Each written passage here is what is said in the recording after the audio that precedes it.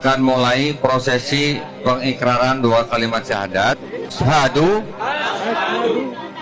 Allah ilaha illallah wa ashadu anna Muhammadan Rasulullah. Saya bersaksi.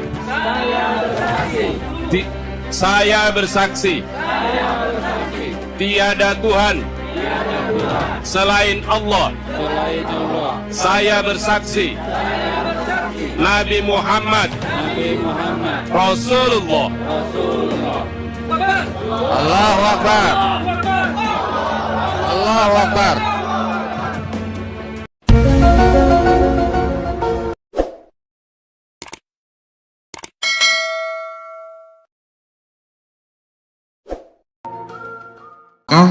Pegiat dakwah yang berurusan atau bersinggungan langsung dengan para misionaris ada ya, alhamdulillah. Jadi cocok memang kita sekarang berdiskusi, sharing, sehingga nanti kita bisa mendapatkan beberapa informasi yang mungkin Bapak Ibu bisa pakai di lapangan gitu ya.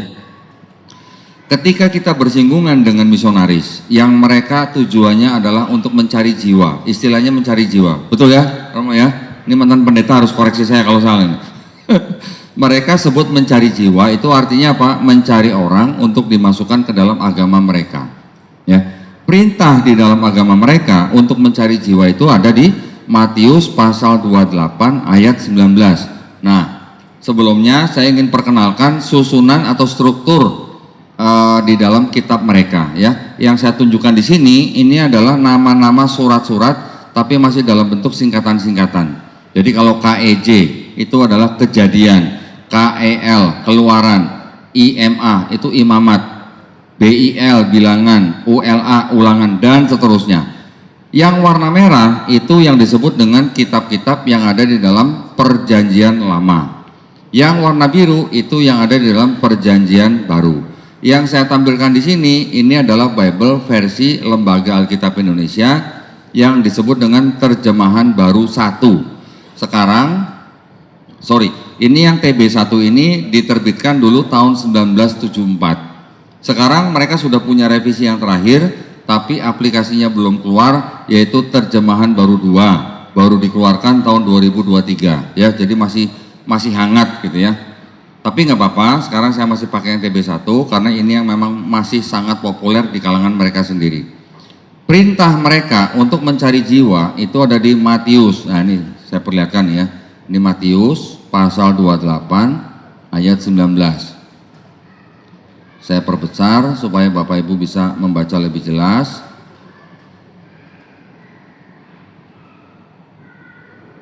Segini cukup kebaca nggak ya? Cukup ya? Nah, ayatnya berbunyi demikian, Romo Henrico pasti hafal. Karena itu pergilah, jadikanlah semua bangsa muridku, dan baptislah mereka dalam nama Bapa dan Anak dan Roh Kudus. Nah, ya perintahnya begitu. Ini ayat oleh mereka disebut sebagai amanat agung. Ya, mereka punya amanat agung.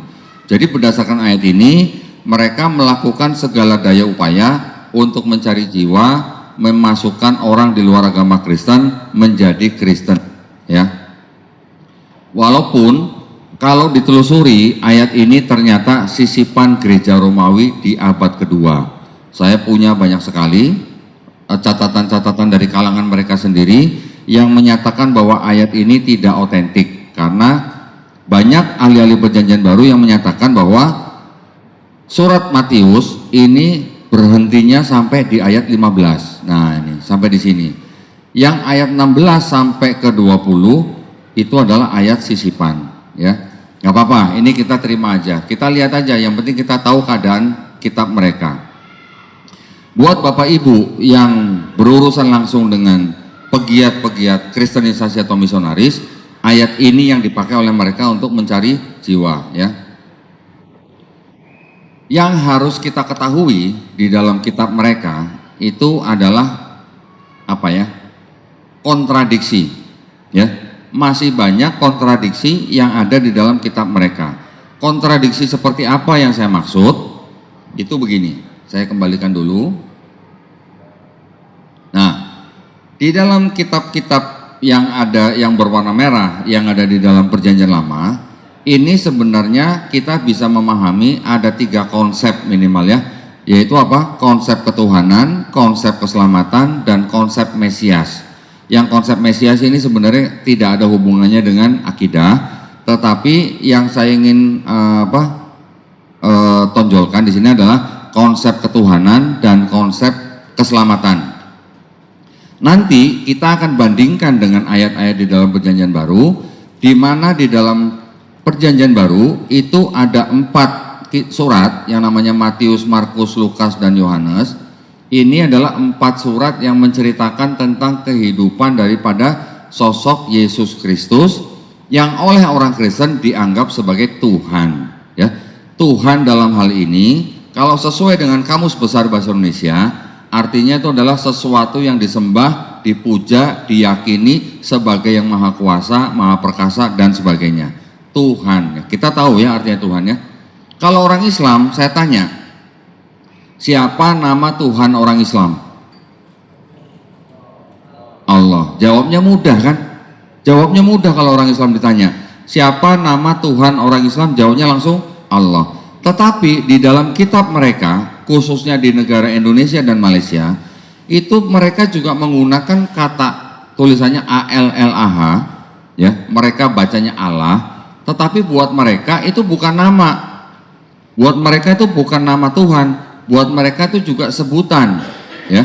Jadi di dalam Perjanjian Baru mereka menggunakan kata Allah itu ditujukan kepada Tuhan yang Maha Esa, yang mereka sebut dengan Bapa.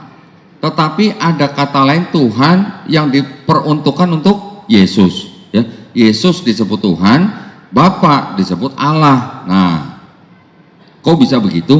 Itu adalah akidah mereka. Jadi sebutan Tuhan untuk Yesus itu adalah karena Yesus adalah utusan. Utusan ya. Mereka menyebut Yesus utusan, tapi utusan yang bersifat ilahi gitu. Ada yang bingung? Ada yang mulai bingung? Mulai bingung pasti. Ya, ini belum ngomong Trinitas nih. Nanti kalau ngomong Trinitas mungkin pada perlu bodrek mungkin minum sini. Ya, jadi memang akidah mereka Tuhan yang Maha Kuasa ini, bagian daripada Tuhan ini atau firman-Nya, atau kita kenal dengan sebutan mungkin kalamullah, itu firman-Nya itu bisa menjadi manusia. Nah, kalau kita memahami Nabi Isa alaihissalam, Nabi Isa alaihissalam diciptakan dengan kalimatullah. Kalimatullah artinya apa? Nabi Isa alaihissalam diciptakan dengan kalimat kun. Betul? Ya kan? Ada ayat yang menyatakan bahwa semisal penciptaan Nabi Isa alaihissalam itu sama dengan penciptaan Nabi Adam alaihissalam. Nabi Adam alaihissalam diciptakan dengan tanah liat dan diciptakan dengan kun, menjadi apa? Fayakun. Ya, itu konsep di dalam Islam. Tetapi kalau di Kristen, firman yang disebut firman daripada Bapa ini menjelma jadi Yesus. Sebelum kita mendalami ini, saya akan memberikan ayat-ayat yang ada di dalam Perjanjian Lama yang menentang konsep tersebut. Nah, ya, jadi kalau Kristen mempunyai akidah Yesus itu adalah firman Allah yang menjadi manusia, itu sebenarnya ditentang oleh kitab mereka sendiri, tetapi yang berasal dari Perjanjian Lama. Pertama-tama saya akan tunjukkan bahwa di dalam kitabnya Perjanjian Lama yang milik orang Yahudi, yang berasal dari kitabnya orang Yahudi yaitu Tanakh ini,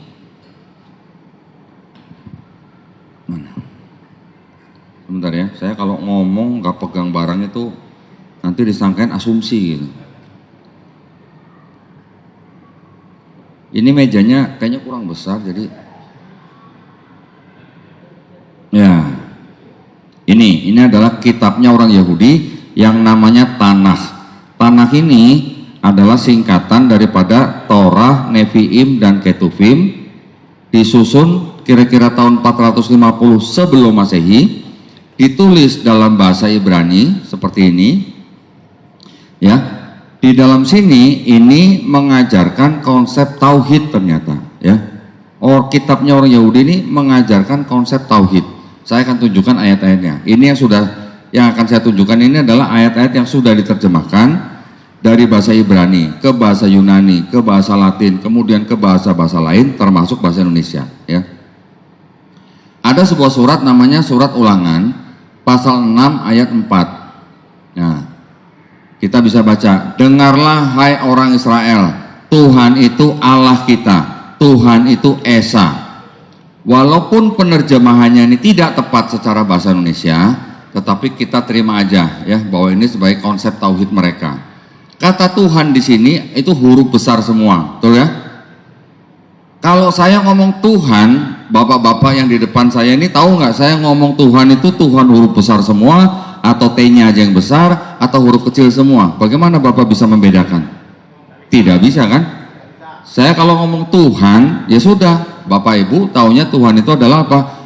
Sesuatu yang disembah, diyakini dan dipuja sebagai Maha Kuasa. Tetapi kalau orang Kristen, khususnya di Indonesia dan Malaysia, mereka menerjemahkan nama ya yang dikenal oleh orang Yahudi sebagai nama yang sangat sakral, yaitu 4 huruf yang disebut dengan istilah tetragrammaton. Tetragrammaton itu ada 4 huruf, hurufnya berbentuk Y, H, V, H. Ada yang pernah dengar? Ada yang pernah dengar Yahweh ya? Orang Kristen menyebutnya Yahweh atau Yehova atau Yehuwa gitu ya. Orang Yahudi tidak boleh menyebut Yahweh atau Yehova atau Yehuwa. Tidak boleh. Orang Yahudi ketika melihat ada tulisan yang tertulis Yod He Vav He itu, mereka harus menyebut mengganti dengan sebutan Adonai. Adonai itu bahasa Yunani atau Hashem. Hashem itu bahasa Ibrani yang artinya sang nama. Ya, mereka tidak boleh sembarangan menyebut Yod He Vav He itu. Kalau Adonai itu kalau padanan bahasa Arabnya itu apa ya? Rob gitu ya. Kita jadi biar paham gitu ya. Adonai itu apa, Hashem itu apa. Ini adalah ajaran utama bangsa Israel yang dianggap ini adalah ajaran Nabi Musa. Bahasa Ibraninya Shema Israel, Adonai Elohenu, Adonai Ehad. Nah, ketika ada kata Tuhan huruf besar semua, orang Yahudi akan menyebutnya Adonai. Allah kita itu sebenarnya adalah dalam bahasa Indonesia yang benar tuh Tuhan kita. Mereka sebut dengan Elohenu. Eloh itu adalah Tuhan dalam bahasa Ibrani ya. Jadi orang Yahudi itu mengenal ada 7 nama. 7 nama untuk menyebut Tuhan mereka. Pertama itu El, kedua Eloh, ketiga Eloah, keempat Elohim, kelima El Shaddai, keenam baru yang 4 huruf tadi Yod He Vav He ya, yang mereka ganti dengan Adonai. Yang ketujuh Zevaot. 7 nama ini yang paling suci adalah yang keenam tadi yang Yod He Vav He itu ya. Makanya ketika mereka melihat ada tulisan Yod He Vav He, mereka harus menyebut dengan Adonai atau Hashem. Kalau kita baca seperti ini, sama nggak menurut bapak-bapak dengan Qul Huwallahu Ahad? Sama nggak Pak? Ada samanya, ada kemiripannya ya. Jadi ada Adonai Elohenu, Adonai Ehad, sama dengan Qul Huwallahu Ahad. Di bahasa Ibrani ada kata Ehad, di kita ada kata Ahad. Itu artinya sama. Sebenarnya kata Ehad itu di dalam bahasa Ibrani itu bisa dipakai untuk kesatuan ya. Misalnya suami istri bersatu satu daging, itu mereka juga menggunakan kata Ehad. Tetapi ketika Ehad itu bersinggungan atau berurusan dengan konsep ketuhanan, orang Yahudi taunya Ehad itu adalah tunggal, bukan kesatuan dari beberapa pribadi gitu ya. Nanti akan saya jelaskan bagaimana Kristen memahami ini sebagai cikal bakal Trinitas gitu, ya. Ini pertama. Yang kedua, ada di dalam kitab atau surat Bilangan pasal 23 ayat 19. Di sini disebutkan apa? Ini terjemahannya buat orang Indonesia yang menggunakan KBBI sebenarnya kurang tepat ya. Harusnya kata Allah itu diganti dengan kata Tuhan harusnya ya. Di sini dibacakan Allah bukanlah manusia sehingga ia berdusta, bukan anak manusia sehingga ia menyesal, masakan ia berfirman dan tidak melakukannya atau berbicara dan tidak menepatinya. Jadi di sini ada kalimat Allah bukan manusia, Allah bukan anak manusia. Kira-kira sama nggak dengan lam yalid walam yulad? Sama kan? Serupa gitu ya, atau setara gitu ya. Nanti saya bisa tunjukkan lagi ayat seperti ini di surat Keluaran pasal 9 ayat 14. Pak Pendeta masih ingat ayat-ayatnya? Masih ya? Sebab sekali ini aku akan melepaskan segala tulahku terhadap engkau sendiri, terhadap pegawai-pegawaimu, terhadap rakyatmu, dengan maksud supaya engkau mengetahui, perhatikan, bahwa tidak ada yang seperti aku di seluruh bumi. Sama nggak Pak dengan walam yakullahu kufuwan ahad? Kurang lebih sama ya. Saya nanti tunjukkan lagi ada ayat yang seperti ini. Di 2 Samuel 7:22. Ada kalimat, sebab itu engkau besar ya Tuhan Allah. Ya, kita jangan usah permasalahkan dulu nih penyebutan mereka yang tidak tepat. Tetapi ada kata-kata sebab itu engkau besar ya. Kita di Islam mengenal apa? Allahu Akbar. Ada lagi ayat-ayat yang begini, 1 Raja-Raja 8 ayat 27. Tetapi benarkah Allah hendak diam di atas bumi? Sesungguhnya langit, perhatikan, bahkan langit yang mengatasi segala langit pun tidak dapat memuat engkau. Engkau di sini dengan besar berarti Tuhan. Berarti langit yang mengatasi segala langit tidak dapat memuat Tuhan. Terlebih lagi rumah yang kudirikan ini. Berarti orang Yahudi juga mempunyai pemahaman bahwa langit itu tidak satu, betul nggak? Karena ada langit yang mengatasi segala langit. Berarti langitnya lebih dari satu. Kita di Islam mengenal langit ada berapa?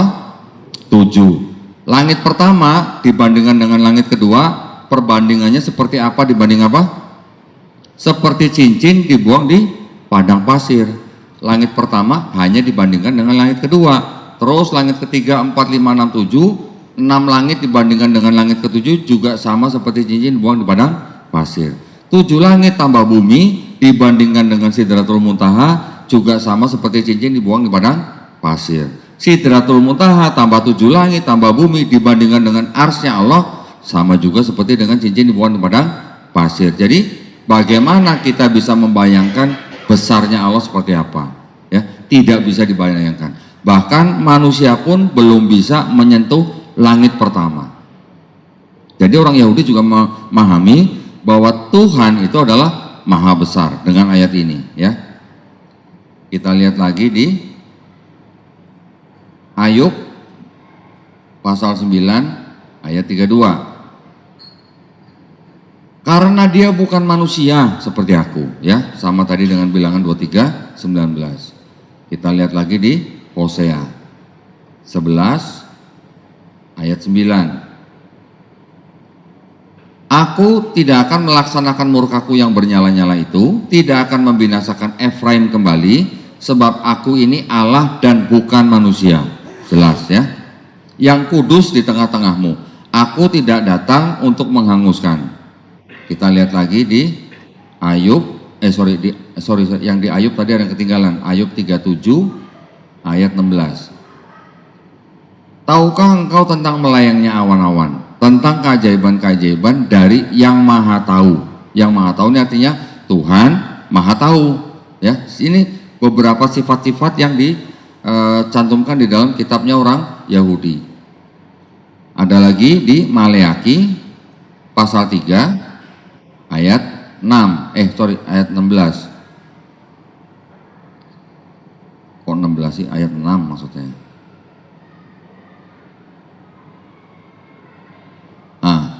Bahwasanya aku Tuhan tidak berubah dan kamu Bani Yakub tidak akan lenyap. Ya, jadi Tuhan bukan manusia, Tuhan bukan anak manusia, Tuhan itu Esa, Tuhan itu maha tahu, Tuhan itu maha besar, Tuhan itu tidak berubah. Ini beberapa sifat ya, belum semuanya nih. Kalau saya bacakan semua banyak sekali. Tetapi kita bisa memahami bahwa di seluruh kitabnya orang Yahudi yang ini mereka memahami bahwa Tuhan itu bukan manusia. Ketika masuk ke dalam kitabnya orang Kristen, tiba-tiba Tuhan yang bukan manusia itu, Tuhan yang tidak berubah itu, tiba-tiba bisa menjadi Yesus. Dulu pendeta sampai bingung jadinya, ini Yesus yang gimana sih? Katanya bukan manusia, tapi kok jadi manusia, gitu ya. Itulah yang harus kita ketahui, dari mana ajaran yang dari Yahudi kok bisa berubah menjadi Tuhan jadi manusia. Kalau kita orang Islam memahami Nabi Isa alaihissalam dilahirkan dari seorang perawan yaitu Maryam, dan Maryam mengandung karena istilahnya ditiupkan roh melalui malaikat Jibril alaihissalam, ya kan? Roh daripada Nabi Isa alaihissalam ditiupkan oleh malaikat Jibril ke dalam rahim Maryam, sehingga lahirlah Nabi Isa alaihissalam. Tetapi di Kristen yang walaupun mereka sama-sama juga mempercayai Yesus lahir dari perawan suci Maria, itu boleh dikatakan Tuhan sendiri yang masuk ke dalam rahim Maria, sehingga Yesus yang lahir itu bisa disamakan dengan misalnya putra-putra dewa Jupiter atau anak daripada dewa Zeus, seperti itu ya. Jadi ada pengaruh nih dari Helenisme Yunani atau dari paganisme Romawi. Sedangkan ayat yang mereka gunakan untuk mengaku bahwa Yesus itu Tuhan, itu mereka sering mengambil atau menggunakan ayat ini. Bapak-bapak yang sering ketemu misionaris pasti sering mendengar misionaris membacakan ayat ini. Pada mulanya adalah firman, firman itu bersama-sama dengan Allah, dan firman itu adalah Allah. Ada yang pernah dengar Pak misionaris ngomong begini? Belum? Ayat ini ternyata adalah ayat yang diadopsi dari ajaran Helenistik filosofi, ya. Nanti akan saya tunjukkan, kalau ya di dalam video saya, makanya saya tidak live. Nanti rekaman video ini akan saya tunjukkan sebuah kitabnya dari orang Katolik Amerika, yang mana ketika ayat ini berbunyi seperti ini, di sini ada keterangan bahwa ayat itu adalah adopsi dari Helenistik filosofi. Nah, sekarang saya ingin minta mantan pendeta Romo Heriko membuktikan. Nah, ini ada di sini. Kelihatan nggak Ustaz? Tulisannya besar sekali nih. Hah? Ada tulisan apa nih yang kuning-kuning nih? Ini kan in the beginning was the word and the word was with God and the word was God. Ya kan? Helenistik filosofi. Masih kelihatan ya? Wih, keren. Padahal nggak pakai kacamata loh bacanya. Ini yang ngomong Bible sendiri ya, bukan saya loh. Ini yang ngomong Bible sendiri. Makanya Bible ini walaupun susah dibeli, tetap saya cari. Akhirnya dapat saya beli. Kenapa? Karena ada catatan kaki seperti ini. Kalau catatan kaki seperti ini kita perlihatkan kepada orang Kristen, apa tanggapan mereka? Susah mereka membantahnya bahwa benar ayat-ayat ini itu diadopsi dari Helenistik filosofi. Jadi kita tidak boleh berasumsi, kita tidak boleh menuduh, ya. Kita hanya boleh membacakan dari dokumen mereka sendiri. Ini ilmu yang boleh dikatakan begini, kalau di kalangan pesantren itu ada semacam istilah mukok badoh. Mukok badoh itu artinya apa? Menggunakan dokumen lawan bicara untuk membuktikan bahwa argumen mereka salah gitu. Ya. Kalau ada sebuah istilah, jadi kita menggunakan dokumen mereka yang menentang argumen mereka sendiri. Jadi ketika misionaris bilang Yesus itu Tuhan karena dia adalah firman, firman itu adalah Allah, ternyata ini adalah adopsi dari Helenistik filosofi. Helenistik filosofi itu adalah ajaran yang menyembah dewa-dewa. Dewanya siapa? Ada dewa Zeus, dewa Hermes. Kalau ibu-ibu pasti tahu Hermes ya Bu ya? Tahu ya Bu ya? Merek tas. Nama dewa sekarang jadi merek tas. Nanti ada lagi Dewi Helen, ada dewa Perseus, ada dewa Hercules. Nah, itu sistem kepercayaan Helenistik filosofi yang diadopsi ke dalam kitabnya orang Kristen. Ya. Jadi tadi kita sudah bisa bandingkan di dalam kitabnya orang Yahudi dan di dalam kitabnya orang Kristen yang Perjanjian Baru ada perbedaan konsep ketuhanan, ya. Terus yang kita harus sekarang lihat lagi di dalam Perjanjian Baru sendiri itu juga ada kontradiksi. Kalau ada ayat-ayat di dalam Perjanjian Baru yang dipakai oleh orang Kristen inilah bukti bahwa Yesus itu Tuhan, tapi ternyata banyak juga ayat yang mengindikasikan bahwa Yesus hanyalah seorang utusan. Kalau utusan itu apa kalau di dalam pemahaman Islam? Rasul atau nabi, ya. Contoh, saya akan tunjukkan sama-sama di surat Yohanes nih. Sama di surat Yohanes. Tapi saya bisa perlihatkan kalimat seperti ini. Yohanes pasal 17 ayat 3. Coba, inilah hidup yang kekal. Hidup yang kekal berarti apa? Akhirat kan? Yaitu bahwa mereka mengenal Engkau. Engkau ini siapa? Bapa. Tulisannya apa? Satu-satunya Allah yang benar. Dan mengenal Yesus Kristus yang telah Engkau utus. Coba, kalau satu-satunya Allah yang benar dan Yesus Kristus adalah utusan, kalau diterjemahkan dalam bahasa Arab apa? La ilaha illallah Isa Rasulullah atau Yesus Rasulullah, betul nggak? Jadi ini kalau boleh dikatakan, ini dianggap sebagai perkataan Yesus yang ada di dalam Yohanes 17 ayat 3, ini bisa dikatakan ini adalah syahadatnya Yesus Kristus di dalam kitabnya orang Kristen. Kalau ada satu-satunya Allah yang benar yaitu Bapa, kalau begitu ada nggak Allah yang kedua, Allah yang ketiga? Berarti kan tidak ada sebenarnya, ya. Sedangkan Yesus sendiri di dalam kitab yang sama di pasal ke-13 ayat yang 16 dikatakan apa? Aku berkata kepadamu, ini dianggap perkataan Yesus, ya. Sesungguhnya seorang hamba tidaklah lebih tinggi daripada tuannya, ataupun seorang utusan daripada dia yang mengutusnya. Jadi jelas nggak? Kalau Yesus utusan, berarti kalau Yesus bilang seorang utusan tidak lebih tinggi daripada yang mengutus, berarti Yesus lebih tinggi atau minimal sama nggak dengan Bapa yang mengutus? Berarti kan tidak, gitu kan? Yesus sendiri di dalam kitab Matius mengakunya seperti apa? Di sini ada kalimat begini. Matius pasal 18 ayat ketiga, atau kita lihat dari ayat 1. Perikopnya, siapa yang terbesar dalam kerajaan sorga? Pada waktu itu datanglah murid-murid itu kepada Yesus dan bertanya, siapakah yang terbesar dalam kerajaan sorga?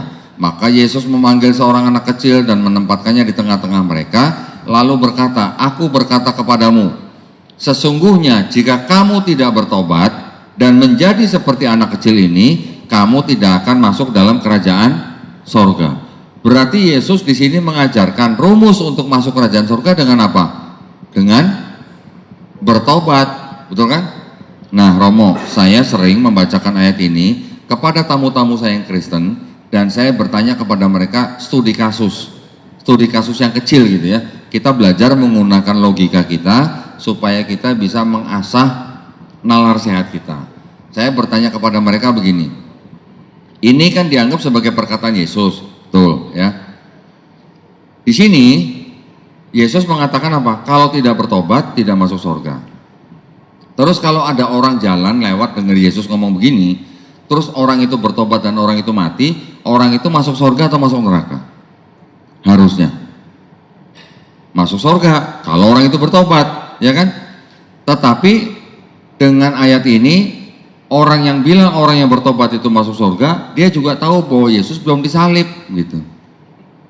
Betul? Nah, dia ingat zaman dulu nih berarti. Pokoknya apapun yang terjadi, Yesus mati di atas kayu salib untuk menebus dosa saya. Betul, Pak? Enak ya kalau buka memori. Ya, ini seperti ini, dengan ayat seperti ini saja ini bisa membuka pikiran mereka.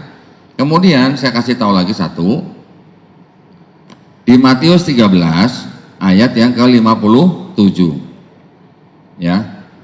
Di sini judulnya apa? Yesus ditolak di Nazaret. Setelah Yesus selesai menceritakan perumpamaan-perumpamaan itu, ia pun pergi dari situ. Setibanya di tempat asalnya, Yesus mengajar orang-orang di situ, di rumah ibadat mereka, maka takjublah mereka dan berkata,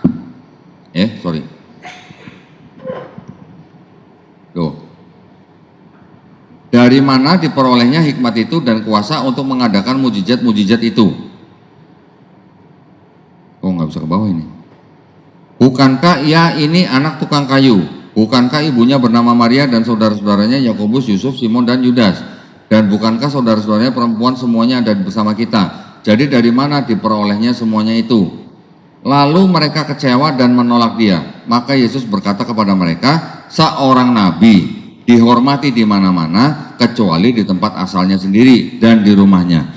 Di sini Yesus mengatakan seorang nabi ditolak atau dihormati di mana-mana kecuali di tempat asalnya sendiri. Sedangkan Yesus ditolak di Nazaret. Berarti di sini Yesus sedang ngomongin siapa? Ngomongin diri sendiri. Berarti kalau Yesus ngomongin diri sendiri dan dia menyebutkan seorang nabi, berarti di sini Yesus ngaku nabi apa enggak? Ngaku nabi, gitu ya. Jadi Yesus sendiri mengindikasikan bahwa dia hanya seorang nabi. Orang lain yang hidup sejaman dengan Yesus, yang melihat Yesus, menyebut Yesus sebagai apa? Ada di Matius pasal 21 ayat 11. Di sini dikatakan apa? Dan orang banyak itu menyahut, inilah Nabi Yesus dari Nazaret di Galilea. Orang yang hidup bersama Yesus nyebut Yesus apa? Inilah Nabi Yesus. Tetapi orang Kristen zaman sekarang, inilah Tuhan Yesus. Berarti kontradiksi nggak? Berarti gini, jadi kalau kita bandingkan, orang yang pernah ketemu Yesus nyebut Yesusnya inilah Nabi Yesus. Tapi orang Kristen zaman sekarang yang tidak pernah ketemu Yesus nyebut Yesus apa? Inilah Tuhan Yesus gitu. Jadi kalau misionaris dikasih lihat ini, apa yang akan mereka jawab? Betul, Yesus tuh nabi juga, Tuhan juga. Borongan berarti. Nabi juga, Tuhan juga. Ya, ini ayat-ayat yang sederhana tapi cukup jelas. Oke. Kemudian setelah itu Yesus juga mengajarkan dia juga punya Tuhan. Itu ada di Matius pasal 11 ayat ke-25. Perhatikan. Pada waktu itu berkatalah Yesus, aku bersyukur kepadamu Bapa. Jadi Yesus itu diceritakan kalau menyebut Tuhan dengan sebutan Bapa. Perhatikan, aku bersyukur kepadamu Bapa, apa itu? Tuhan langit dan bumi. Jadi Bapa juga bisa disebut Tuhan nih, selain juga disebut Allah. Karena semuanya itu engkau sembunyikan bagi orang bijak dan orang pandai, tetapi engkau nyatakan kepada orang kecil. Jadi Yesus mengaku dia punya Tuhan, dia bersyukur kepada Tuhannya. Tuhan apa? Tuhan langit dan bumi. Sedangkan Yesus sendiri pernah nggak Romo disebut Tuhan langit dan bumi di dalam Perjanjian Baru? Tidak pernah. Ya, di sini Yesus mengaku punya Tuhan. Di dalam Yohanes pasal 20 ayat ke-17, di sini menyebutkan apa? Yesus diceritakan akan dipegang oleh Maria Magdalena. Tetapi Yesus berkata apa? Janganlah engkau memegang aku, sebab aku belum pergi kepada Bapa, tetapi pergilah kepada saudara-saudaraku dan katakanlah kepada mereka bahwa sekarang aku akan pergi kepada Bapakku dan Bapamu, kepada Allahku dan Allahmu. Perhatikan, kalau Yesus mengatakan dia dia menyebutkan Allahku, berarti di sini Yesus punya Allah atau tidak? Punya Allah. Kalau begitu saya tanya kepada mereka, kalau Yesus Tuhan, emang Yesus Tuhan punya Tuhan gitu? Akan bikin orang mikir gitu ya. Ini terjemahan dari LAI. Kalau kita lihat terjemahan yang Selaber, itu akan lebih masuk nih. Ini ada versi yang Selaber nih. Perhatikan, aku akan pergi kepada Bapakku dan Bapamu, yaitu apa? Tuhanku dan Tuhanmu. Jadi Yesus mengaku punya Tuhan. Kalau Tuhan, emang punya Tuhan? Dengan nanya begitu aja mereka susah menjawabnya. Ya, ini adalah yang dianggap sebagai perkataan Yesus, di mana di dalam ayat-ayat ini Yesus mengajarkan bahwa dia juga punya Tuhan, dia juga mengajarkan Tuhan itu Esa. Di dalam Markus misalnya, pasal 12 ayat 29. Ya. Nah, kalau yang diterjemahan ini pakai nama Isa. Woi, ya. Kita nggak usah pakai yang Selaber dah, supaya Bapak Ibu nanti juga jangan kaget nih. Kita pakai yang terjemahan baru aja. Yang pasal 28 ayat 28 dikatakan apa? Lalu seorang ahli Taurat yang mendengar Yesus dan orang-orang Saduki bersoal jawab dan tahu bahwa Yesus memberi jawab yang tepat kepada orang-orang itu, datang kepadanya dan bertanya, hukum manakah yang paling utama? Jawab Yesus, perhatikan, hukum yang terutama ialah, dengarlah hai orang Israel, Tuhan Allah kita, Tuhan itu Esa. Ini sama dengan tadi yang Ulangan pasal 6 ayat 4. Berarti kalau begini, Yesus mengajarkan tauhid atau tidak? Mengajarkan tauhid. Ya, sama ayatnya bunyinya sama dengan yang dianggap ajaran Musa, Ulangan 6 ayat 4, Shema Israel, Adonai Eloheinu, Adonai Ehad. Ya, jadi Yesus walaupun di dalam 4 gospel itu dianggap Tuhan oleh Kristen, tapi kalau kita baca ajarannya, sebenarnya Yesus mengajarkan tauhid. Nah, ini yang diajarkan Yesus tentang konsep ketuhanan. Sekarang kita melihat lagi, kita perbandingkan lagi dengan siapa? Dengan Paulus. Ya, di dalam Perjanjian Baru ini ada empat surat yang dianggap sebagai 4 kitab yang menceritakan tentang kehidupan Yesus. Ada 1 kitab ini kisah para rasul, dan setelah itu ada Roma, 1 Korintus, 2 Korintus, Galatia, Efesus, Filemon, Kolose, 1 Tesalonika, 2 Tesalonika, 1 Timotius, 2 Timotius, Titus, ini Filipi tadi yang sebelumnya, yang ini baru Filemon. Dari Roma sampai Filemon ini yang dianggap sebagai tulisan-tulisan Paulus. Ya, jadi Paulus itu dia juga orang Yahudi, tetapi dia Blasteran, bapaknya dari suku Benyamin, ibunya dari Tarsus Yunani. Dia mengaku sebagai pelaku Taurat tanpa cacat, tetapi dia juga pernah belajar dengan Rabi Gamaliel.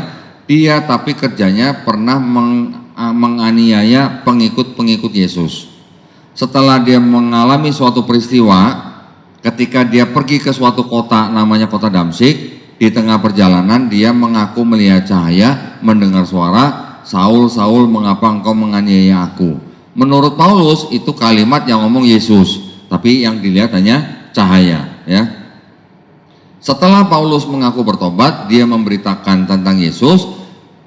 Paulus ini mengajarkan bahwa tetap sama, bahwa yang namanya Theos itu tetap satu. Ini yang dianggap sebagai ajaran Paulus, ya.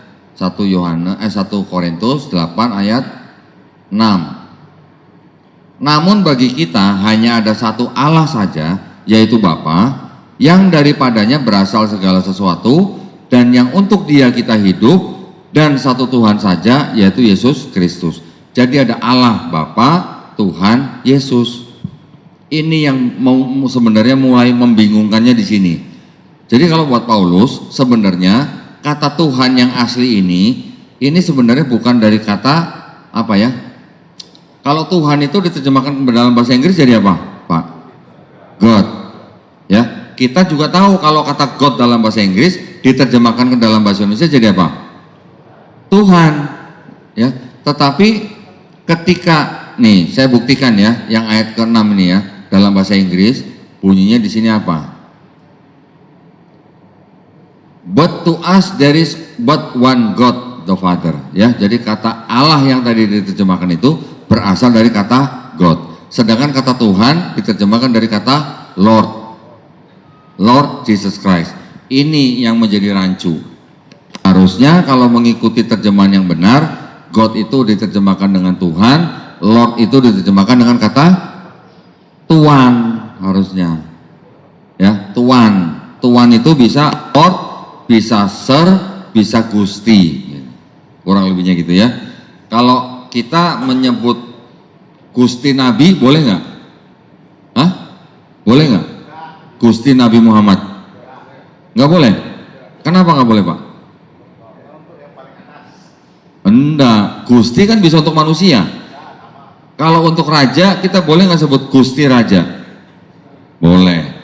Tapi kita juga bisa menggunakan kata Gusti kepada Allah Subhanahu wa taala, Gusti Allah Subhanahu wa taala, ya kan? Jadi kata Gusti itu sama dengan kata Lord yang ada di sini, sama dengan bahasa Yunaninya kurios. Kurios bisa disebutkan kepada manusia, juga bisa disebutkan kepada Tuhan Yang Maha Esa. Padanan kata yang paling tepat itu adalah Gusti.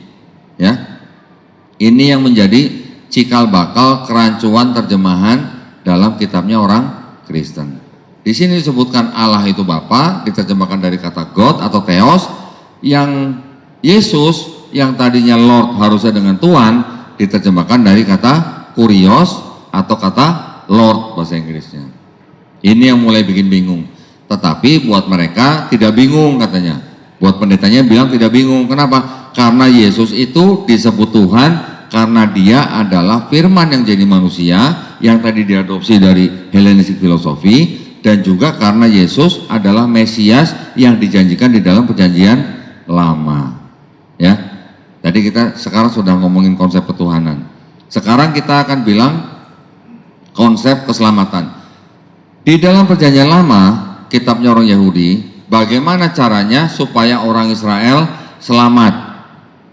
Selamat artinya ini masuk surga, ya. Kita lihat di dalam Ulangan lagi. Nah, ini dianggap juga sebagai ajaran Nabi Musa.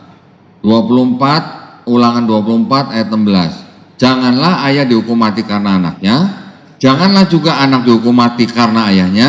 Setiap orang harus dihukum mati karena dosanya sendiri. Ayat ini sama dengan surat Yehezkiel pasal 18 ayat ke-20 dan 21. Orang yang berbuat dosa itu yang harus mati. Anak tidak akan turut menanggung kesalahan ayahnya, dan ayah tidak akan turut menanggung kesalahan anaknya. Orang benar akan menerima berkat kebenarannya, dan kefasikan orang fasik akan tertanggung atasnya. Perhatikan ayat 21. Tetapi jikalau orang fasik bertobat dari segala dosa yang dilakukannya dan berpegang pada segala ketetapanku serta melakukan keadilan dan kebenaran, ia pasti hidup, ia tidak akan mati. Jadi artinya di sini disebut orang fasik. Kita tahu orang Islam, orang fasik itu apa? Orang fasik adalah orang yang berbuat dosa secara terus menerus, ya. Kalau orang yang berbuat dosa secara terus menerus saja bertobat dari segala dosa, ia disebutkan pasti hidup, ia tidak akan mati. Berarti orang Yahudi mengetahui bahwa orang bisa masuk surga kalau dia bertobat. Di Islam kita juga mengenal konsep yang sama.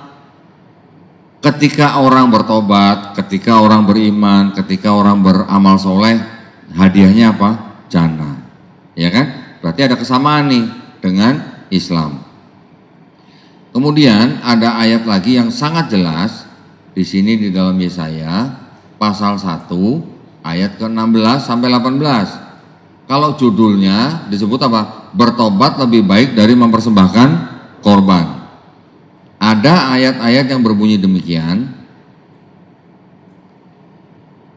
Basuhlah, bersihkanlah dirimu, jauhkanlah perbuatanmu yang jahat dari depan mataku. Berhentilah berbuat jahat, belajarlah berbuat baik, usahakanlah keadilan, kendalikan orang kejam, belalah hak anak-anak yatim, perjuangkanlah perkara janda-janda.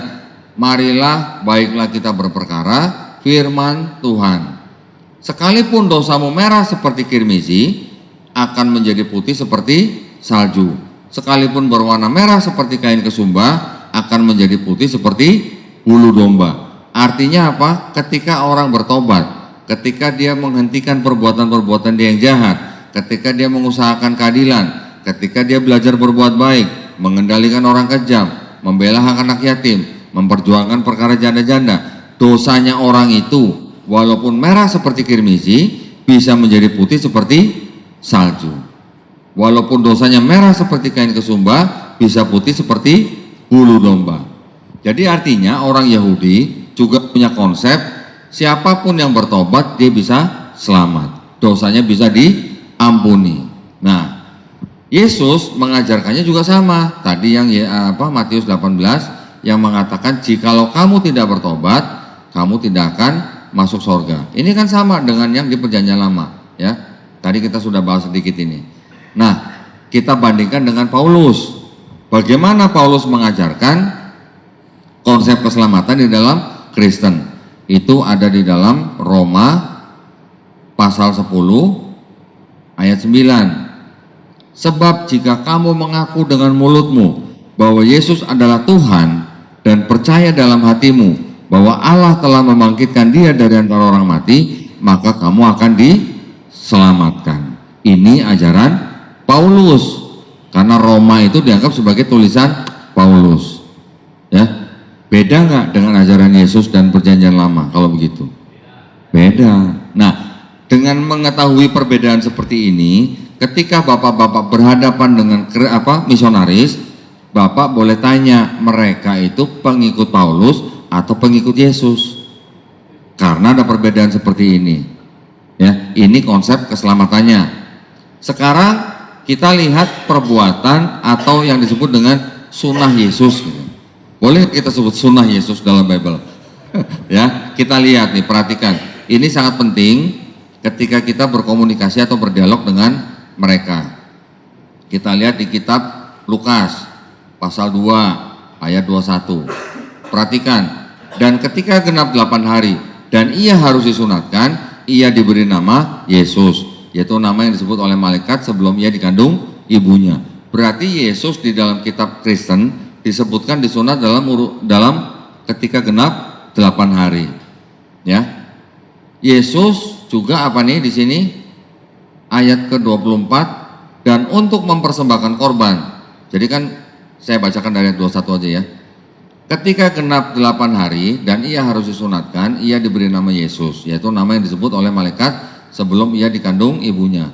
Dan ketika genap waktu pentahiran itu nifas ya, Ibu ya. Menurut hukum Taurat Musa, mereka membawa dia Yesus ke Yerusalem untuk menyerahkannya kepada Tuhan. Seperti ada tertulis dalam hukum Tuhan, semua anak laki-laki sulung harus dikuduskan bagi Allah. Dan untuk mempersembahkan korban, menurut apa yang difirmankan dalam hukum Tuhan, yaitu sepasang burung kekukur atau 2 ekor anak burung merpati. Ini yang disebut kita di dalam Islam sebutannya apa? Akikah. Gitu. Jadi ternyata orang Yahudi juga akikah.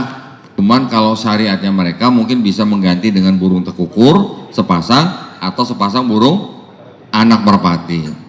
Ini kalau nggak mampu beli kambing atau domba. Anak lagi nih, anak merpati lagi ya. Berarti lebih murah lagi ya. Tapi artinya kan ini kita ikutin. Orang Islam juga melakukan akikah kan? Yang laki-laki sepasang domba atau kambing, yang perempuan 1 domba, ya kan? Jadi ada akikahnya. Terus kita lihat di dalam Matius pasal 4 ayat ke-2. Setelah berpuasa 40 hari dan 40 malam, akhirnya laparlah Yesus. Berarti Yesus diceritakan berpuasa. Berapa? 40 hari. Kita sekarang umat Islam berpuasa bulan Ramadan berapa hari? 30 hari. Ya, tambah puasa bulan Syawal 6 hari ya. Udah deket-deket ya. Udah hampir 40 hari kan. Berarti kan mirip. Ini syariatnya bangsa Israel yang diikuti oleh Yesus. Kita sekarang mengikuti syariat daripada Quran dan Sunnah. Tapi yang jelas Yesus di sini berpuasa. Kita berpuasa juga. Berikutnya Matius pasal 5 ayat 17 dan 18. Janganlah kamu menyangka, ini dianggap perkataan Yesus ya. Janganlah kamu menyangka bahwa aku datang untuk meniadakan hukum Taurat atau kitab para nabi.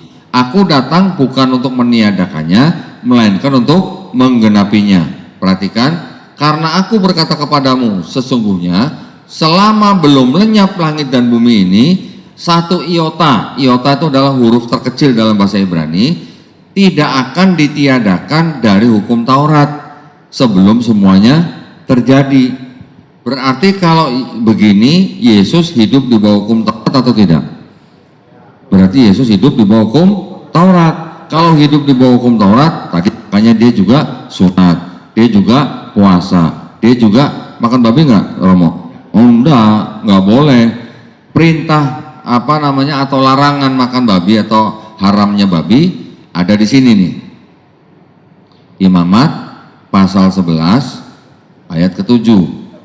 Tapi di sini menggunakan demikian juga babi hutan. Romo sudah baca yang TB2? Sudah belum? Saya kasih lihat nih Romo. TB2 ini sudah hilang nih kata hutannya.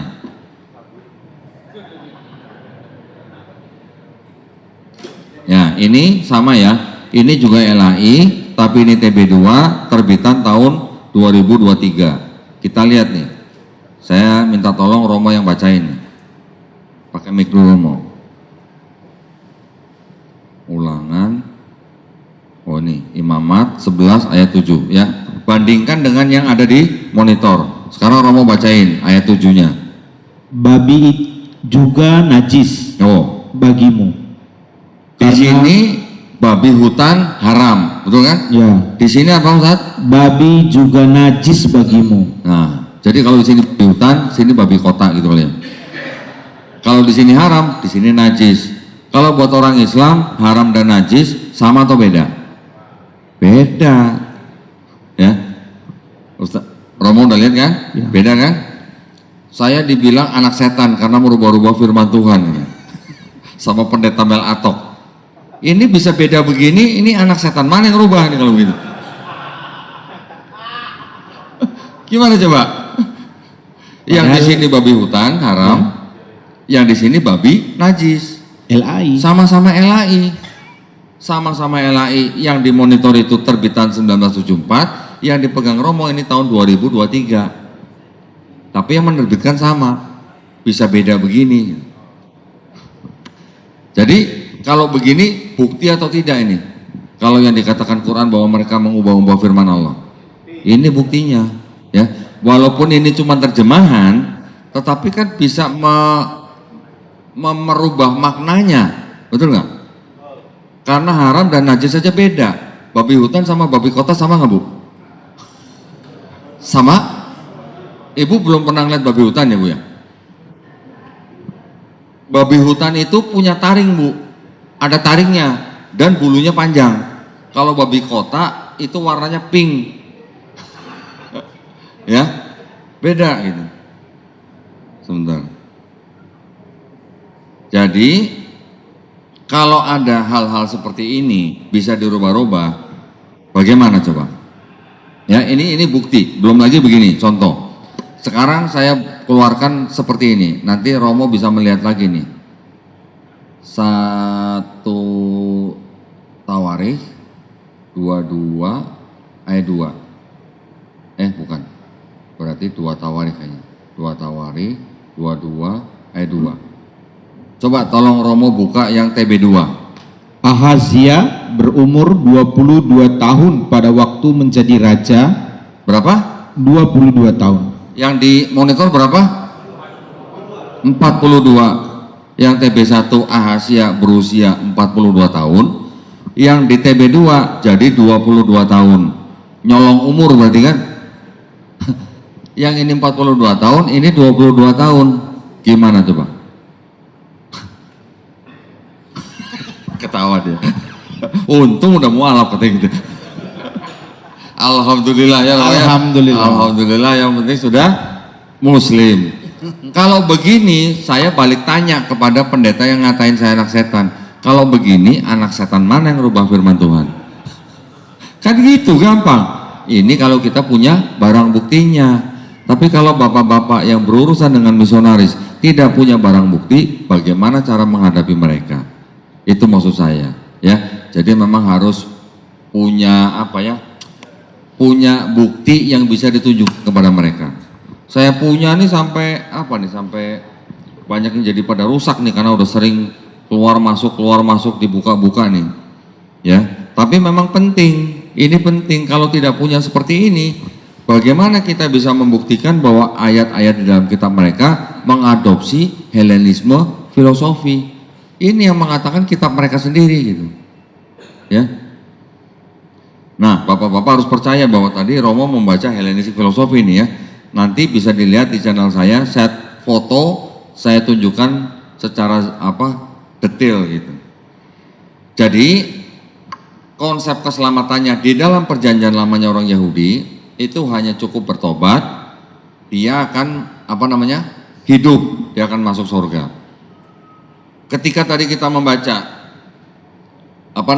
usahakan keadilan, kendalikan orang kejam, berhenti berbuat jahat, membela hak anak-anak yatim, memperjuangkan perkara janda-janda. Kita di Islam ada nggak mengenal konsep amar ma'ruf nahi mungkar? Sama nggak kira-kira Pak? Sama ya. Jadi kita taunya amar ma'ruf nahi mungkar, mereka juga taunya seperti itu. Membela hak anak yatim, memperjuangkan perkara janda-janda, bukan cari janda ya maksudnya ya. Membela perkara janda-janda artinya membantu janda-janda, memperjuangkan keadilan, kebaikan dan sebagainya. Jadi konsepnya kan mirip gitu dengan Islam ya. Tetapi ketika di Yesus juga mengajarkan kalau tidak bertobat tidak masuk surga. Tapi Paulus mengajarkannya apa? Kalau mulutmu mengaku Yesus sebagai Tuhan yang telah dibangkitkan dari antara orang mati, kamu baru diselamatkan. Itu perbedaannya antara konsep ketuhanan dan konsep keselamatan. Ya. Kalau untuk yang konsep Mesias itu seperti ini. Orang Yahudi itu percaya bahwa mereka nanti akan menunggu seorang raja yang akan memerintah mereka, yang disebut dengan sebutannya gelar Mesias. Dan Mesias itu nanti akan datang dengan syarat-syarat sebagai berikut. Jadi orang Yahudi bilang, yang namanya Mesias atau raja atau istilahnya apa ya? Kalau di Jawa tuh ada istilah apa? Ratu Adil atau apa gitu ya? Yang akan datang itu benar-benar manusia, gitu. Bukan Tuhan yang jadi manusia. Sedangkan Kristen klaim Yesus itulah Mesias yang dijanjikan, tapi Yesus juga Tuhan. Ini aja udah nggak sama gitu. Yahudi bilang Mesias itu murni manusia, bukan Tuhan yang jadi manusia. Tapi kalau Kristen klaim Yesus adalah Mesias juga, manusia juga, Tuhan juga gitu. Borongan gitu istilahnya ya. Orang Yahudi juga bilang bahwa Mesias yang akan turun itu atau akan datang itu harus keturunan dari Raja Daud melalui anaknya Salomo yang kita kenal dengan Nabi Sulaiman alaihissalam. Tapi di dalam kitabnya orang Kristen kita bisa membaca silsilahnya Yesus. Di sini Yesus disebutkan inilah silsilah Yesus Kristus anak Daud ya, disebutnya anak Daud. Ini seolah-olah Yesus adalah keturunan Daud melalui Salomo di sini. Tetapi Yesus ini kan anak daripada Yusuf suaminya Maria. Ini sebagai anak tiri, bukan anak kandung. Atau anak adopsi ini di sini nih ya, bukan anak kandung. Kalau anak adopsi buat orang Yahudi itu tidak diterima, tidak diaku sebagai keturunan Daud melalui Salomo. Di sini memang ada nama Daud, ya sebentar. Nah ini Isai memperanakan Raja Daud, Daud memperanakan Salomo dari istri Uria, Salomo memperanakan Rehabeam dan seterusnya sampai ke Yesus. Tapi Yesusnya di sini adalah anak adopsinya Yusuf, bukan anak kandung. Kalau anak adopsi buat orang Yahudi tidak diterima. Mohon maaf bro, nggak masuk bro gitu. Ya. Syarat yang ketiga buat orang Yahudi untuk Mesias itu adalah Mesias itu nanti akan datang kalau di seluruh dunia sudah tidak ada orang mengangkat senjata atau tidak ada perang gitu. Ketika Yesus lahir masih ada perang nggak? Masih, zaman sekarang aja masih ada perang ya. Di Gaza kemarin juga masih ada perang. Jadi kalau begitu tidak memenuhi syarat orang Yahudi untuk konsep Mesias itu gitu ya.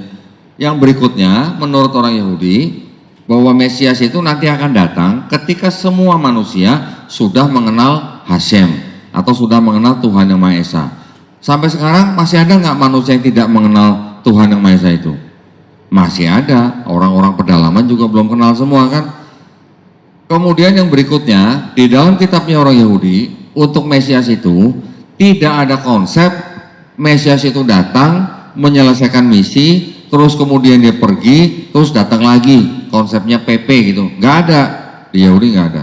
Tapi Kristen kan menceritakan di dalam kitab mereka bahwa Yesus sudah datang sebagai Mesias, sudah mati di atas kayu salib, bangkit di hari ketiga, dan sudah diangkat, nanti mau akan datang lagi sebagai hakim dan Tuhan gitu.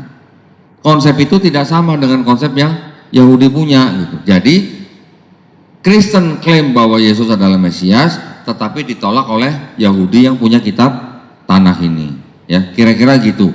Ini saya memperkenalkan perbedaan antara konsep ketuhanan, keselamatan dan Mesias dari perjanjian lama kitabnya orang Yahudi dengan kitabnya orang Kristen yang sudah mengambil kitabnya orang Yahudi. Ya, sampai di sini ada yang mau tanya? Silakan.